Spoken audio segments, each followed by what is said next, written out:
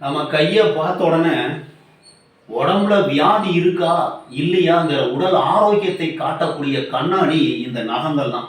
இந்த நகம் இருக்கு இல்லையா, இந்த நகத்தை பார்த்த உடனே ஒரு சில பேருக்கு நகம் கூளை பாய்ந்திருக்கும், ஒரு சில பேருக்கு கீத்து கீத்தா இருக்கும், ஒரு சில பேருக்கு நகம் நல்லா சுத்தமா அழகா இருக்கும், ஒரு சில பேருக்கு நகம் சகப்பா இருக்கும். நல்ல திக்க நல்ல சகப்பா இருந்ததுன்னா ரத்தம் அதிகமா இருக்குன்னு அர்த்தம், வெள்ளை வெளியேறு இருந்ததுன்னா ரத்தம் இல்லைன்னு அர்த்தம், கீரல் கீரலா இருந்ததுன்னா வியாதி இருக்கு, சுகர் பிபி கொலஸ்ட்ரால் இருக்கு, ரொம்ப கூட பஞ்சு ரொம்ப இதாக பெரிய வியாதி இருக்கு, கேன்சர் அந்த மாதிரி ஒரு பெரிய வியாதி இருக்கு வரப்போகுதுன்னு அர்த்தம்.